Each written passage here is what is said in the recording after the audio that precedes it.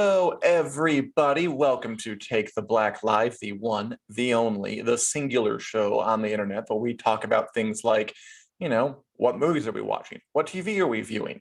What is happening in the world of, a sci-fi, fantasy, lasers, dinosaurs, wizards, and so forth. I am Dan Selcke, the editor of winneriscoming.net. I am here with Dan DeVita, the editor of winneriscoming.net. You are not seeing double. We are two men named Dan at the same job. Daniel, how are you doing? It's true. I'm doing good. I just got done with my Last Kingdom binge, so all is right in the world. How are you today? I'm swell. I got my goblet of Everclear and I watched Last Kingdom and I'm feeling pretty good. Nice. Hey, Christian, Julie, Martha, Julie, it's the D team. D team. That is not a bad name. Cool. All right. You just mentioned, Daniel, that you watched The Last Kingdom, the new Netflix, the fifth and final season of the Netflix medieval drama adapted from Bernard Cornwell's Saxon story saga. It dropped literally today onto the Netflix streaming platform. We both watched the entire thing ahead of time because in the biz, we get things called screeners where we get to watch things ahead of time. It's very special. It's very cool. Everybody can do it. We can do it. And we watched all 10 episodes. We have the skinny. We have our fully formed opinions. We have our insights ready to go. And Daniel, what did you think of the fifth and final season of The Last Kingdom, of the last adventure of Uhtred, son of Uhtred of Bebemba? Man, I loved it. I thought it was great. I think, The Expanse got a little bit of flack when it aired because it was a finale, but it wasn't really a finale because there were more books. And The Last Kingdom is in that spot too, where this is the end of the show, but we know they're doing like the sequel movie, right? Because there are like 3 more books, I think. I think so. But this felt like an end, though. This felt more like an end. It definitely did. Yeah. It mirrored. Yeah, we're gonna try to keep the spoilers light because obviously it just dropped. We don't want to spoil it all for you guys. You just said that you're only 2 episodes in. You're loving it, so we're not going to spoil the rest for you. Excellent. Yeah, but I thought it was fantastic. I really enjoyed it. What about you? I liked it too. The Last Kingdom is this weird, like, kind of a Game of Thrones adjacent place, kind of like with Vikings, where it has all these kind of elves. It has it's like said medieval, only like actual medieval times, not fake medieval times like Game of Thrones is. And it has all this politicking. It has these kind of clans banding together and hatching these schemes to take land and capture castles and like have strategic marriages. A lot of the particulars are kind of similar. And it never blew up as big. I think I have some theories as to why that is. We can talk about it. But overall, I definitely enjoy. And Julie, just to tell you, first 2 episodes, it only gets better from there. I thought the season really improved as it went. I liked the back half more than the front half, which there was a bit of contrivance. There's some like workman-like things what I'm not always thrilled when watching the show, but sometimes I am thrilled. Like at the end, that was a very beautiful end that felt like a very full circle thing. It's a good ending for a really good undersung historical series. It's been on for a few years now and always was never less than like quite good. And sometimes it was great. And I think the final episode especially, which is appropriately dramatic and involves Bebemba, which I love. Like at home, I'll say that. Just like like he does and have a really good time with it. And I'm glad he said it some more. And the ending was really, really satisfying, really, really full circle. It was just a good season of TV. But was there anything that kind of grated you about it, Daniel? Anything that grinded your gears? Anything that you didn't like? Why are we praising it when we could be complaining? Yeah, right. It's the internet. I mean, that's not where the praise belongs. There were most of the things that got me about it were little things. I think The Last Kingdom, like it doesn't really have a weak link, like they say, you can judge shows a little bit sometimes by their weakest link, and The Last Kingdom hasn't really had one. I think it's small stuff like characters kind of getting pushed from A to B a little quickly at times, or like there's something you said in I think one of your episode reviews. We both reviewed the season. But you available now on pointed out that the entire review.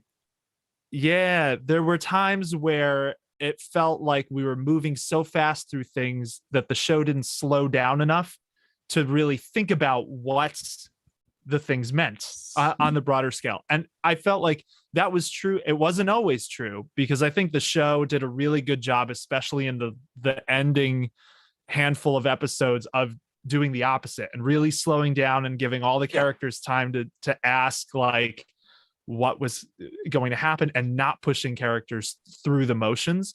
But there were a couple of points where they did a little bit. Like it Absolutely. didn't lose it toward the end. I mean, like there's no, one not point, at all. I won't spoil it, but there's one character who dies. Not many deaths really, and they kind of just go by so fast. I was like, wait, are they even dead? There's another death that really hit me really hard in the feels. And I won't spoil it, but really, really solid. And just like, I've been attached to these characters at this point. I know their names. Although, can we just talk really for a quick second?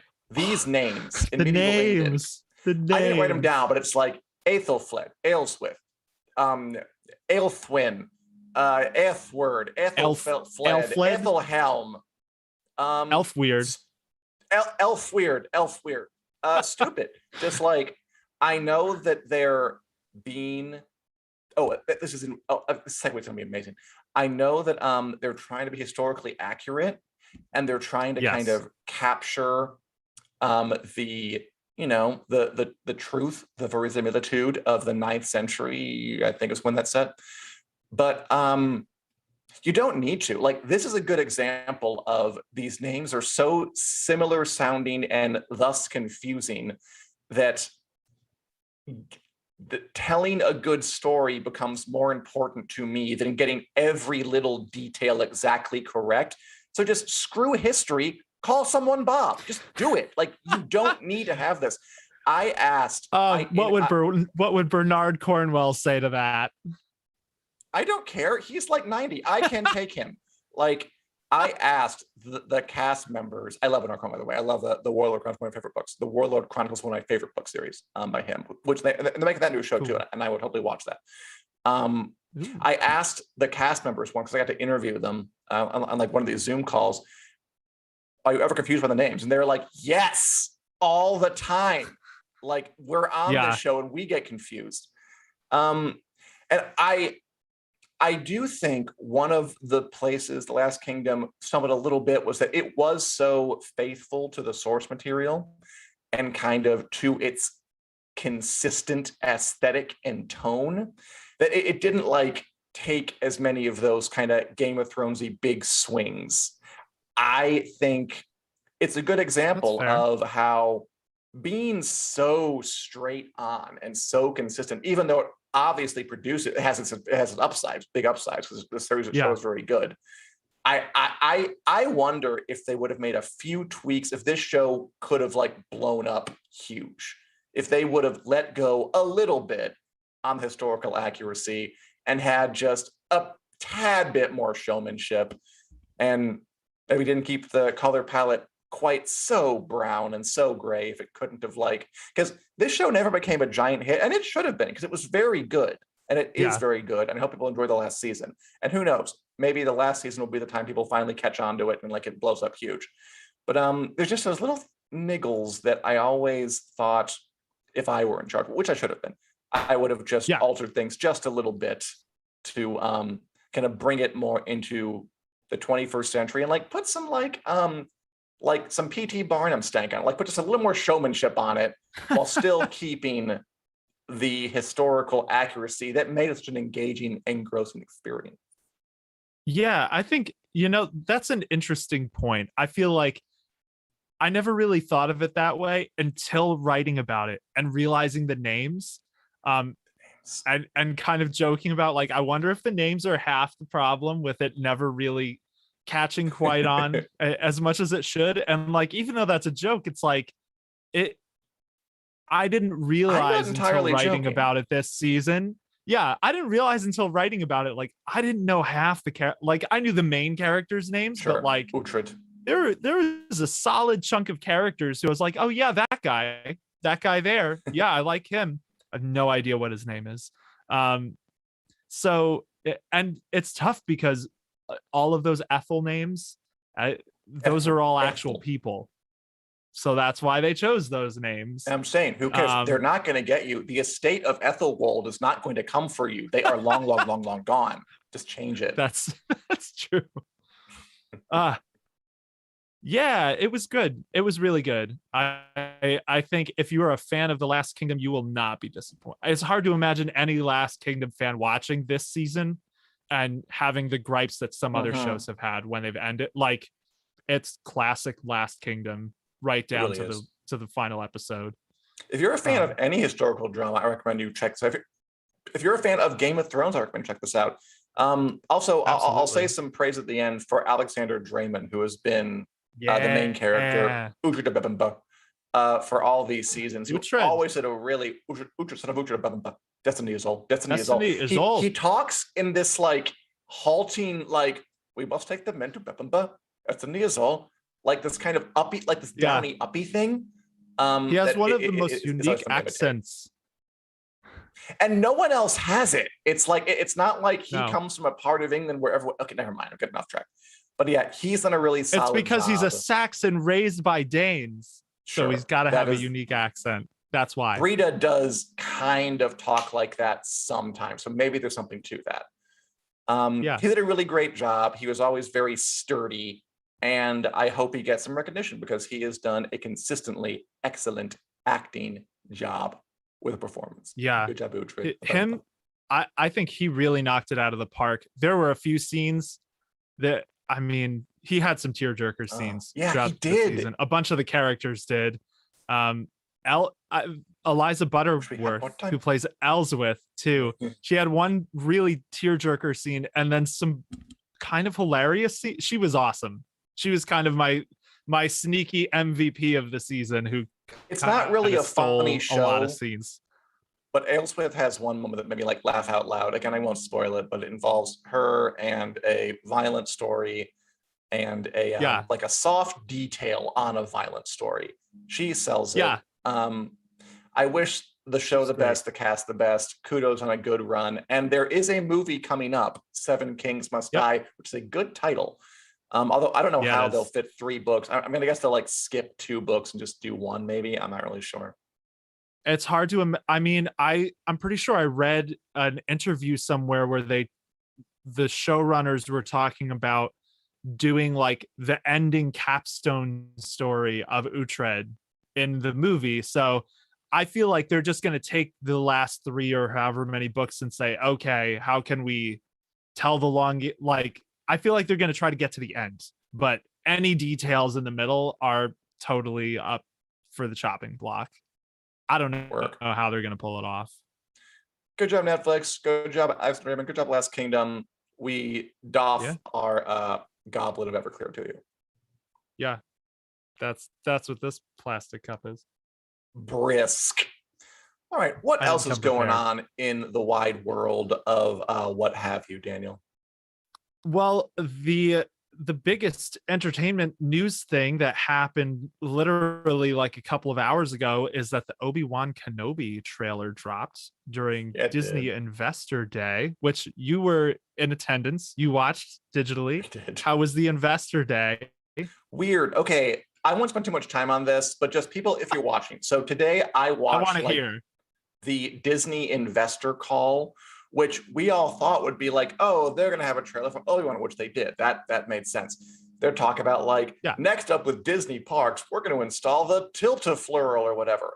And they did have that section. Like, here's what we're doing to clean up the world's oceans. But first, they had like, just like a bunch of proposals by shareholder organizations. And what I learned is on an investor call, if you, I guess, have enough shares, you can just take the mic and say whatever weird ass thing pops into your head. Because there were some weird ass things said, like apparently to Bob Chapek, the CEO of Disney, and he just couldn't do anything. Like, okay, here's things I didn't expect to hear on a Disney investor call. Talk about the January 6th riots. The phrase, Whoopi Goldberg's dangerous theories on critical race theory. Oh my God. A calls to not support Congress people who are supporting homophobic bills in Florida. A different call to be more homophobic. And why would you do a pride march in Disney World? You shouldn't do that. It was kind of nuts. And then they had this like, and enjoy this trailer for Obi-Wan Kenobi in the middle of it. It was wild.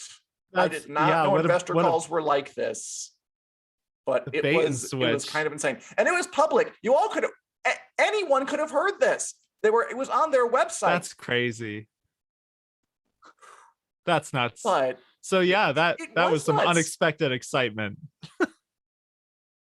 It was very weird. Again, so it must be, if you're a shareholder and you get enough shareholders on your side, you could just like, they're obliged to just let you speak your piece, even if your piece is real stupid. So that's what I learned. But in the middle there, they have this trailer for Star Wars Obi-Wan Kenobi, which is, I guess, the more normal thing to come out of it. So why don't we watch this trailer and see what we can see? Let's do it. Okay, so this is a long time coming. Ewan McGregor is going to return to the role of Obi-Wan Kenobi. They're on the planet of Tatooine.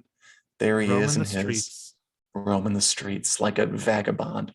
Do you know what that thing he's riding is called? I do not. I do not know what that thing. It does. It absolutely has a name. I'm sure there's a toy of it. But can we pause here? Pause it. Yeah. Okay, so Obi-Wan Kenobi is looking at a young Luke Skywalker. I mean, a little creepily from a distance with his little binoculars, like, you know, he should be in a registry somewhere. And his face, I mean, so Ewan McGregor played Obi-Wan in the prequel movies, the prequel Star Wars movies. And it is kind of cool to see him back and to see, you know, he's older. He's about the right age to play this. He's weathered. He's worn. Yeah. He looks like he spent some hard time out in the sands of Tatooine. And we see a young Luke Skywalker here, played by who the hell knows. Yeah, uncredited child playing Luke Skywalker. He'll be credited.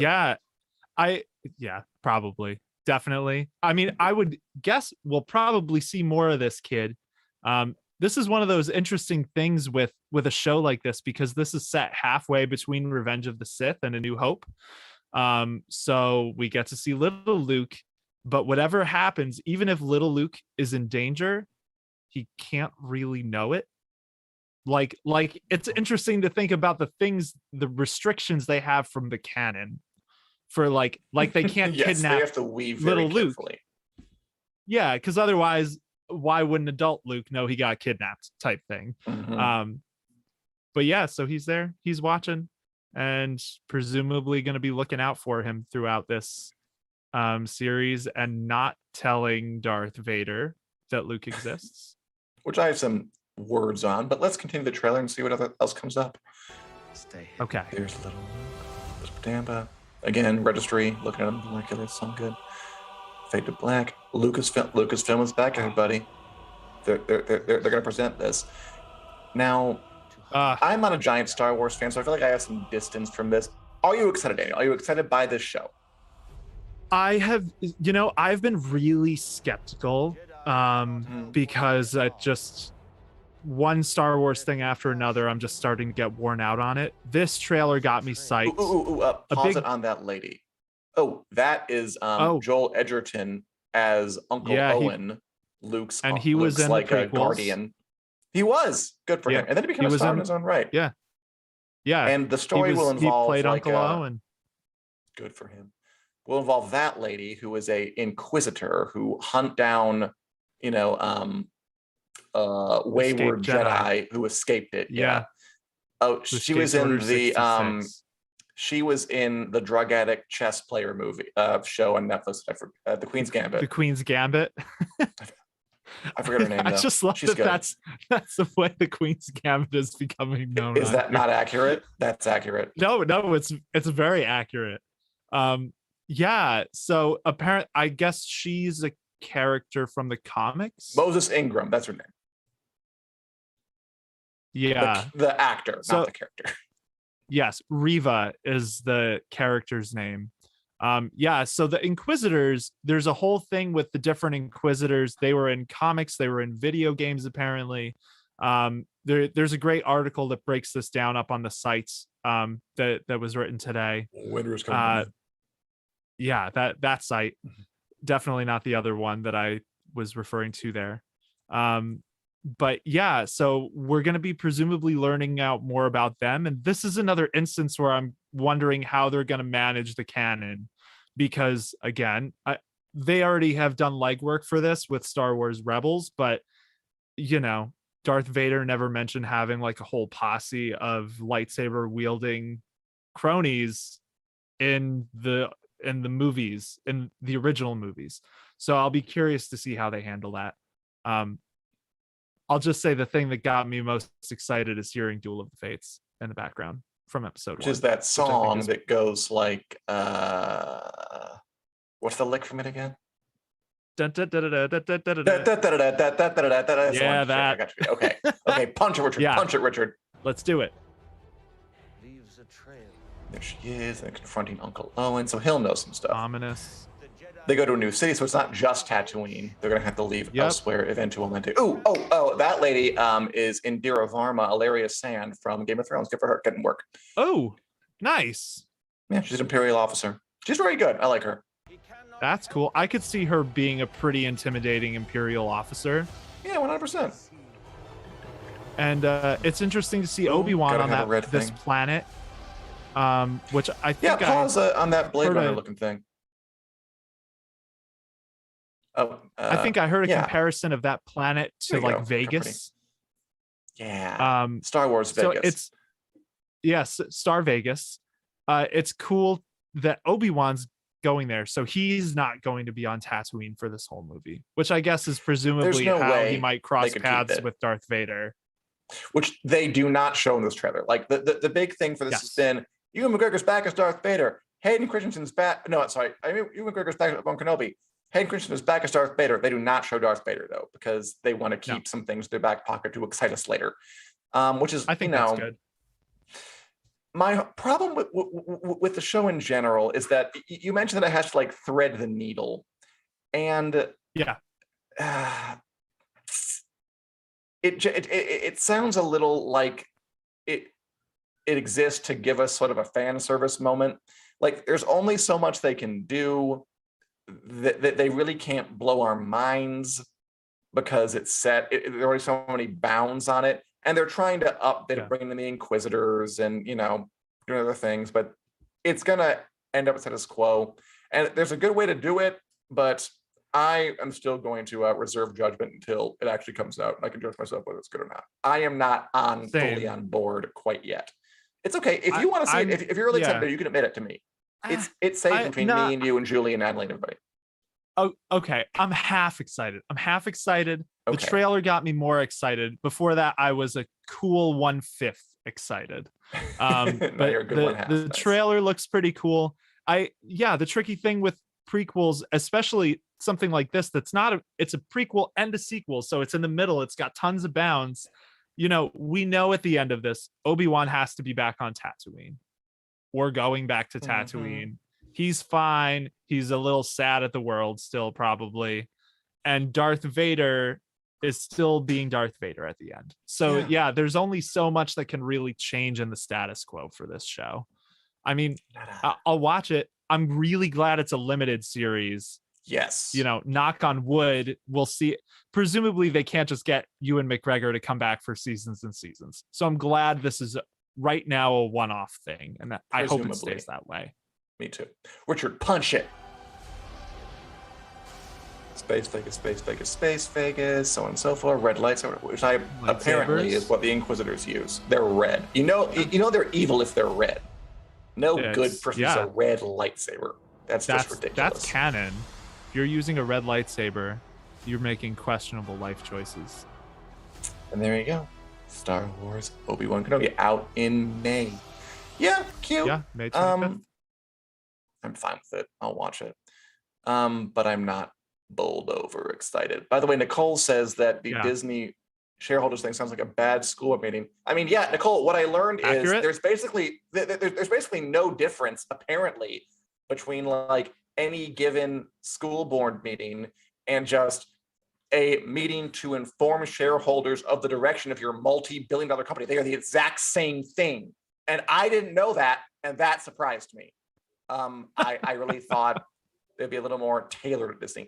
And I can't get over it. Like the tonal whiplash between, like, again, bringing up being a serious line about what Whoopi Goldberg is saying on The View to like pretty straightforward, here's what we're working on, is wild. Yeah.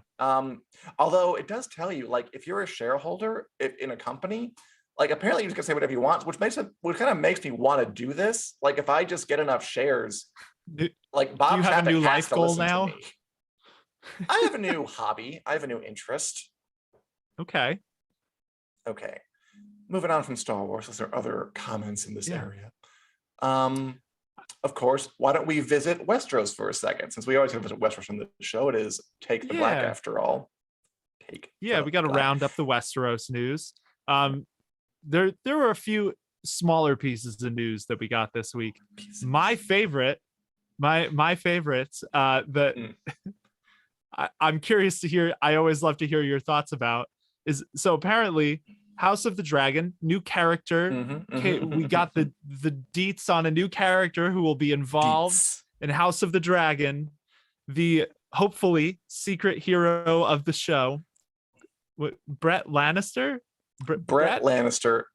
We didn't even write down the actor who's playing him. I forget who it is, but yeah, it came out that there's a like a spotlight, a kind of an agency page, an actor whose name I forget, and I apologize for that, is playing Brett Lannister, which, like, you know, sounds like your friend's older brother who got kicked out of college for not showing up to class after he got too drunk. I'm sure it's a background character, but I just love that there's a Brett Lannister out there. Hopefully, I hope he gets a line. I hope he says some stuff. I hope he like wants to take some of the. I hope he like buys the alcohol for some of the younger Targaryen kids or something. He's like willing to do that. I hope he gets a fake ID for somebody. Yeah, exactly. Just a cute thing. Yeah, he also got Aegon II. I could get you that. And then he'd probably die. And like you do come across sometimes like Uncle Kevin Lannister is a character who exists. Yeah, the show's up some fun because you got like Jon and Brandon and Ned next to Daenerys and Tyrion, and like Ilaria, and like this kind of very wide range of names that are fantastical and normal. The biggest hit, did you know this? That let's not the forget most common, Kermit and Elmo Tully. Well, that's a joke. Like, that's fine. You know that the most common Game of Thrones baby name is Arya, which it's because, in my theory, that it hits that sweet spot between like it's kind of fantastical and different, not very common, but it doesn't sound so ridiculous that they're going to get laughed out off the playground. You know, like it's not Viserys, like that's stupid, but it's also not just boring old John either. It's like a nice in between, kind of hits that sweet spot. Okay, we also learned that I agree with that. David J. Peterson, who translated all the Valyrian and Dothraki, is working on House of the Dragon 2, and there's a ton of High Valyrian in it. So they're going to be speaking Daenerys's Dracarys language, which I enjoy. It was always good when she busted that out. Yeah, he said there's a lot of dialogue, a lot of more. He did more High Valyrian for season 1 of House of the Dragon than any season of Game of Thrones. Not more language work, but more High Valyrian in particular. So I guess the Targaryens teach their kids that language, which makes sense. Daenerys knew it really well. I don't know any of the things. By the way, the commenters are bringing it. You know that line? Never, I'm not going to try it. I'll learn it next time. Christian says Brett Lannister, singer for Poison cover band. Awesome. Nicole, nice. Brett Lannister, the mean high school bully who plays football. Awesome. And Julie, change it to Athol Brett Lannister. They might do that. Maybe it's short for something. Yeah. Nicole loves High Valyrian. It's a very nice language, and it's always cool to have like by the way, guys, if you want to add a new word to vocabulary, apparently a made-up fictional language like Dothraki, High Valyrian, Klingon, whatever, is a conlang, and the people who make it are conlangers. So just Yeah, break that out at your next that's a Scrabble cool party fact. and impress everybody. Yes, that's a fun Yeah, FYI. I for did not y'all. know that. Did not know that Conlanger. until this week. That's pretty Conlanger. That's pretty cool. We had John Stahl, who played Rickard Karstark, who was the lord who Robb Stark beheaded before the Red Wedding on behalf of him killing some Lannister hostages because Catelyn let Jaime Lannister go. He died at the age of 68, which is a shame. Yep. He gave a good performance. He had a long career, so R.I.P. John Stahl. We also had Dan Weiss, the guy who again. we should never see his like again. Take the black. We also had Dan Weiss, who with David Benioff show ran Game of Thrones for all 8 seasons, giving like a pretty thorough interview about like what he's doing for Netflix, because he and Benioff are now on Netflix and they're making The Three Body Problem, which is a Game of Thrones sized huge sci-fi show adapted from a very successful series of sci-fi novels by a Chinese author, Xijin Liu. They're also making a smaller heavy metal high school movie, just kind of more for fun. And he was just talking about, why they weren't involved with the Game of Thrones prequel shows and just saying like, it was time to move on. We've done what we could do, which makes sense to me. That they put a lot of themselves into that thing. And although it is kind of fun that they got out of Game of Thrones, which they've been on record as saying like it was exhausting. Like horses, please no more horses. Yeah. Just for those just 8 years. But apparently they just can't stay away from huge projects because The Three Body Problem is a intergenerational, that's a big one, world-spanning giant sci-fi show. So I think in their heart of hearts, they probably are the kind of guys who can't really resist taking a giant swing. Yeah, which is fair. I feel like if that's their style, that's awesome. I mean, we've all benefited from it. I could see how, he talked. It was Dan Weiss, right? Not David Benioff that did this interview. Who to this day, I don't know if it's Dan Weiss or DB Weiss. I've never understood why sometimes I think the D, mouth, but whatever. Yeah, it's Dan Weiss. I mean, that's what the D and the DB stands for. I don't know what the B is. But he talked about how they were doing it basically every day for like 11 years. So I could see like, even if you loved something, like that's a long time to be doing like that intensive of a project. So it's cool to hear them talk about how they had never planned to do the successor shows. And I think that's fine. I mean, they've got Miguel Sapochnik doing one of them, which is like the absolute best case scenario in my eyes. So the only one for a while. Three Body Problem. Yeah, me too. I'm interested. I haven't read it. Have you read it by any chance? Three Body Problem? I have not read it yet. I will at some point soon, but I will haven't too. gotten there. On the list, put on the list. And finally, George R.R. Martin revealed the some new images from the 2023 A Song of Ice and Fire calendar, which importantly is being renamed to the World of Fire and Blood calendar. Fire and Blood being the book on which on which I did not know that. Fire and Blood being the book on which House of the Dragon is based, because it covered Aegon torching Harrenhal, good old times, which means something, right? This is a tie-in calendar. Yes. They are changing this because, and there's Rhaenyra Targaryen and Alicent Hightower, who were 2 characters on House of the Dragon, played by Emma D'Arcy and Olivia Cook. So it's very purposeful. I mean, they're doing it obviously because the new thing is going to be House of the Dragon, and these are going to be, Cersei isn't on TV anymore, so why keep drawing her? Let's draw some of these new characters now. And it's coming out like July 9th or in July, which I think means the shows will come out around that time too. July or August is my guess. Yeah, I mean, between the calendar and the tie-in book coming out in July, it's some pretty strong evidence for somewhere close around there. I like that they're rebranding the calendar a little bit. I always enjoyed the Song of Ice and Fire calendars, but they've been doing them. I mean, he's been doing them for a long time. at least 15 years. Like they were around before the show was around. So this feels appropriate because Fire and Blood is his new book, relatively new book. It came out a couple years ago, but it's the newer book. I like that we saw Aegon and Balerion too, because that means it's not just a House of the Dragon tie-in. Like they're doing artwork from throughout Fire and Blood, because of course Fire and Blood is more than just the Dance of the Dragons. So yeah, I'm excited. It's always cool. I've never gotten the calendar because who needs the calendar anymore? Which, by the way, is my main objection to this. Like, it's cool that artists get these jobs every year to create these really beautiful paintings, beautiful artworks, but like, I wonder if there's a way to commission yearly cool artwork from artists without making it a calendar, because I don't need a calendar. I don't want a calendar. It does give it a short shelf life. It does. And I mean, like, these paintings are just like, they're the draw. I know it's Tuesday. I just want to look at the art. Like, so I just wonder if there's like a way to keep paying these artists to make this really cool stuff without having like the final product be, and your art will be in March. There's another one. I don't know what it is. So any entrepreneurs out there, think about that.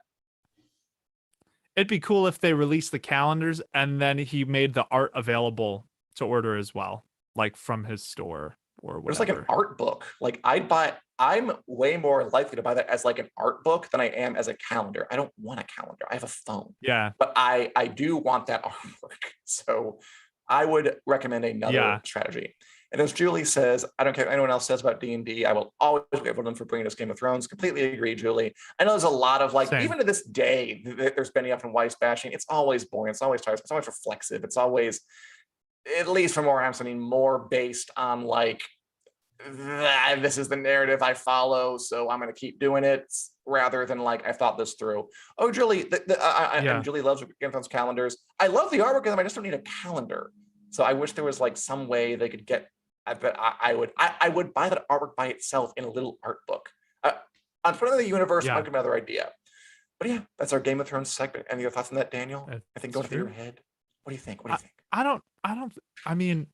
don't have any other big thoughts aside from what we talked on. Aside from that, I'm really excited to see what Brett Lannister is going to get up to.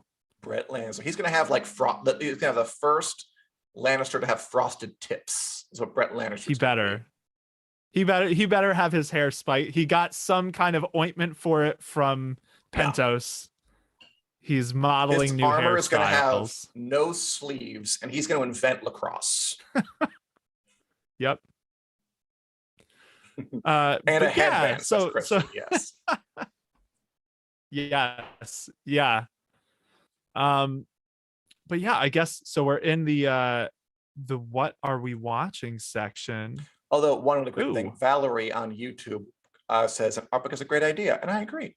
So you and me, Valerie, like this. But yes, go on. Yeah. So what are we watching? Right? That's what happens next. And what are you watching out there? Tell us. Yeah, tell us what you've been watching, what you've been enjoying. I will say the last thing I saw, or one of the last things before The Last Kingdom, obviously, which we talked about at length, is The Batman, which I went and saw this week. It was pretty awesome. I don't think it dethroned The Dark Knight as my favorite Batman movie, but it was close. It's creepy and thematic and very noir, and I think it illustrated some of the Gotham issues, like the corruption in Gotham, better than any Batman movie ever has. So yeah, I liked it a lot. You haven't seen this yet, right? Not yet. No, I was going to this weekend, but it was a busy weekend, so hopefully I'm able to see it. Also, just had 3 hours to do it this weekend. We'll see what happens. But it looks cool. It's a big moment. It's long. It's a long. Was it time well spent? Like, did they need 3 hours since you've seen it? I want to say yes. But I did start to get a little tired by the end, which sometimes with a 3 hour movie, it just ends and it's like, wow, was that 3 hours? this was a 3-hour movie that felt like a 3-hour movie. It was Gotcha. really engaging. I was never bored, but by the end I was like, I've been here a while. I've been in this room a while. Right. I'm excited by that same token. I'm excited for the extended director's cut edition whenever that happens, because there was an important scene that got deleted, which we won't spoil here, but it had to do with the ending cameo villain that showed up, had an extra scene. And they're going to release it at some point. I think that's so silly to say, like, we won't spoil the secret villain should have been the Batman movie. Like, I think if you've never seen it, there's no way you don't know who that could who could it possibly be? It's Clayface, right? Yeah, the one nobody cares about. Did you watch the new Outlander premiere? Because a lot of people, Nicole, Terry, Julie, are all watching Outlander. Oh, nice. I have not watched the Outlander premiere. Did you guys like it? How'd you feel about it? Yeah. I heard some mixed things. I heard some people really liked it. Some people weren't as big of fans of some stuff that happens. We did have some commenters on the site saying that it, like, jumped the shark, it wasn't good. But I also like Ariba loved it. So I think there's it's gone over differently. Yeah. Okay. Nicole says it was so. And yeah, Martha, but Martha says and Terry Claire both and the liked Christies. Yeah. Cool. I'll watch it at some point. I've been too I haven't been watching too much heavy stuff this week. Saving myself for, Raised by Wolves tomorrow, which is always weird and heavy. But I think both of us have been watching this. Our Flag Means Death, right? You've been watching that one? Yeah. Okay, so this Our Flag Means Death, it's a new show on HBO that debuted last Thursday, half-hour pirate comedy. But I'm looking forward to, because I like Taika Waititi, who's kind of the manager of it. It's got Hodor, Christian Nairn, as a giant pirate who actually can talk and focus. It's not to say his name. It also has Joel Fry, who played Hizdahr Lorak, weirdly enough, on Game of Thrones as another pirate. It's about like a kind of apparently a true story of Steve Bonnet he's a real person.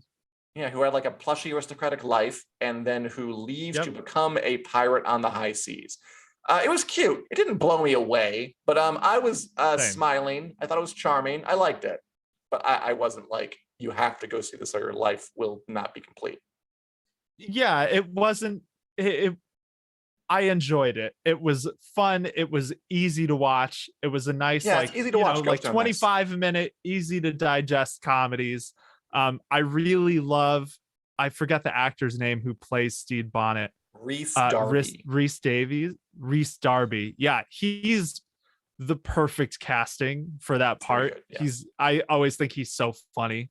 And Taika Waititi is playing Blackbeard, and we haven't really seen him much yet. The end of the third episode kind of set him up for the next 3. I guess HBO has kind of a weird release schedule for this show, which I like. It does. So they dropped 3 episodes. Tomorrow they're dropping 3 more.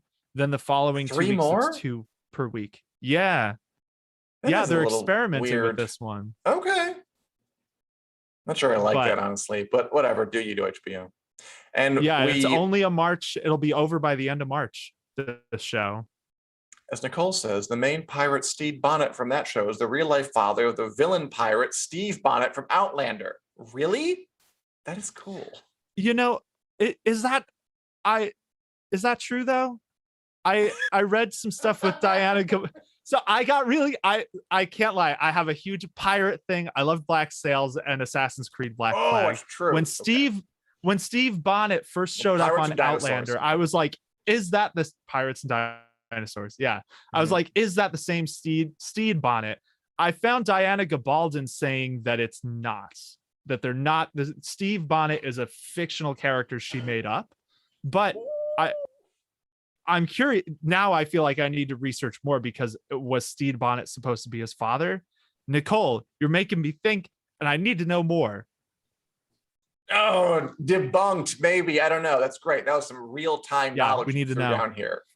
Interesting. Okay, we will confirm this Yes. Next week we will confirm the Steve Bonnet, because you're not the first person I've seen say that, and now I need to know. We've got Valerie saying she loved the Batman, but it totally ruined the song Ave Maria for her. And watching Our Flag Means Death right now because Taika Waititi rocks. Yes, he really does. I mean, I will say, I don't know. I'm hoping I fall in love with the show because I like it. I don't love it yet. Yeah. But here's hoping. I want to love it. I want to love it. Yes. And we got to catch up on Outlander. And that's been all I'm watching. Yep. Mrs. Maisel, I'm still watching. Nice. Anything else? Should we get into the lightning round? Let's get, we're running up to time as we always do. So we've got some good lightning round stuff this week. So let's do it. Intriguing. All right, let me drain the rest of this. Nice. All right, I'm good to go. Okay. I think I'm reading first. You ready? Okay. Hit me. Yes. All right. We're gonna beat the buzzer today. So Anthony Starr, who plays Homelander on The Boys, was arrested after a pub brawl. It's just funny. I mean, that's about it. He'd be good, Brett Lannister. Anthony Starr, not Anthony. Plays Homelander, who's an evil character on The Boys. You're wrong. And it's just funny when like someone gets arrested inconsistent with their character, because Homelander's a jerk. And apparently he actually said, like, do you know who I am at the bar? Which is a very Homelander thing to do. Okay. Wait, that's how it started? He said, you know who I am? That's how it ended. No, that's how it ended. like there was a thing in the, I'm talking, I don't care. It's so cool. It's not cool. It's awful. But like he like smashed glass against the guy's face. And then they got thrown out. And they said, like, you know who I am? I'm in so much trouble. Like, Anthony Starr is not that big a name. What can you do? You're not in the Illuminati. Jeez, you can't threaten the guy with that. He was very, very drunk. Okay, sorry, went way over that one, but I want to the power. It was worth it. It was worth it. It was worth it. Let's bring it way down. And okay. Oh wait, no, never mind. Well, let's do a different thing. Fantasy author Brandon Sanderson. Yes, fantasy author Brandon Sanderson, author of Mistborn and the Cosmere series of books, breaks a record for the highest funded Kickstarter ever. Yep. Yeah. So Brandon Sanderson launched a Kickstarter. Surprise launched it earlier last week for 4 secret books he'd written in secret over the pandemic. He released a Kickstarter to release them all in 2023 without telling people even what they were. And it broke the record for the highest funded Kickstarter. It's over like 26 million right now. It's very impressive. We could talk about that a lot too, but we should probably go on. Yeah. Although, we can always just break the rules. Yeah, right? Mm-hmm. Okay, so for this one, we'll bring it down a little bit. Okay. Richard does not approve. So Priscilla Tolkien, the daughter of J.R.R. Tolkien, A.R.R. that Tolkien, one. Yeah. Jar Tolkien. AARP Tolkien. No, Priscilla Tolkien passed away at the age of 92. Okay, Priscilla Tolkien, daughter of J.R.R. Tolkien.